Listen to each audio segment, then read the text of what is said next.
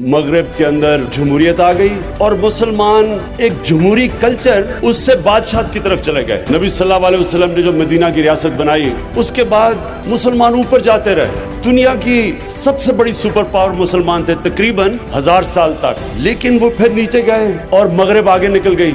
تو علامہ اقبال اور ان سے پہلے شاہ ولی اللہ، ان سے جب پوچھا گیا کہ یہ کیوں مسلمان نیچے گئے اور مغرب آگے نکل گئی، تو انہوں نے کہا کہ مغرب کے اندر، یورپ کے اندر جمہوریت آ گئی اور مسلمان ایک جمہوری کلچر جو مدینہ کی ریاست تھی اس سے بادشاہت کی طرف چلے گئے۔ یاد رکھیں، بادشاہت میں میرٹ نہیں ہوتی۔ جب اورنگزیب اس دنیا سے گیا تو ہندوستان کا جو مغل انڈیا کا جو جی ڈی پی تھا وہ 24% تھا دنیا کا جی ڈی پی، یعنی کوارٹر دنیا کی جو ساری سب سے زیادہ جدر دولت تھی وہ ہندوستان میں تھی۔ اور ہوا کیا، اتنی بڑی مغل سلطنت جو 180 سال تک ہندوستان کی سب سے بڑی سپریم بلکہ دنیا کی سپر پاور تھی، وہ کیوں نیچے چلی گئی؟ کیونکہ اورنگزیب کے بعد کوئی بھی ایسا اس کا سکسیسر نہیں آیا، اس کا بیٹا نہیں آیا جس میں وہ قوت تھی کہ اتنا بڑا سلطنت کو سنبھالے۔ میرٹ نہیں تھی۔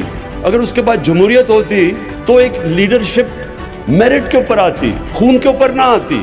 تو کہاں 180 سال 6 مغل بادشاہ رہے، ایک سے بہتر بادشاہ آتا رہا، لیکن اورنگزیب کے بعد تقریباً 17 سال میں 6 بادشاہ آ گئے۔ کسی میں بھی وہ طاقت نہیں تھی کہ اتنی بڑی سلطنت سنبھالے، کیونکہ میرٹ نہیں تھی، خون تھا، خون کے اوپر سلیکشن تھی۔ اور وہی تھا عثمانیہ سلطنت جو بھی دنیا کی سپر پاور تھی۔ سلیمان کے بعد کوئی بھی ایسا سلطان نہیں آیا جس میں وہ صلاحیتیں تھی کہ اتنی بڑا اوٹومن ایمپائر کو سنبھال سکتا۔ تو مغرب کیسے آگے چلے گی؟ وہاں جمہوریت آ گئی۔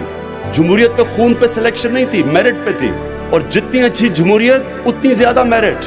تو میرٹ ایک سب سے اہم چیز ہوتی ہے ایک قوم کے اوپر آنے پہ۔ جب قائد اعظم اپنی جو انہوں نے تقریر کی، جب پاکستان جب بنا اور انہوں نے کانسٹیٹیوئنٹ اسمبلی کو تقریر کی، تو انہوں نے کہا 2 چیزیں یاد رکھنا، سفارشی جابری جو انہوں نے کہا، اس کلچر کو میرٹ کو لے کے آنا، اور دوسری چیز انہوں نے کہا کہ کرپشن سے بچنا۔ اور ہمارے ملک میں بدقسمتی سے اگر آج ہمارے حالات برے ہیں تو یہی 2 چیزیں نہیں تھی پاکستان میں، نہ میرٹ تھی اور نہ ہم کرپشن کو روک سکے۔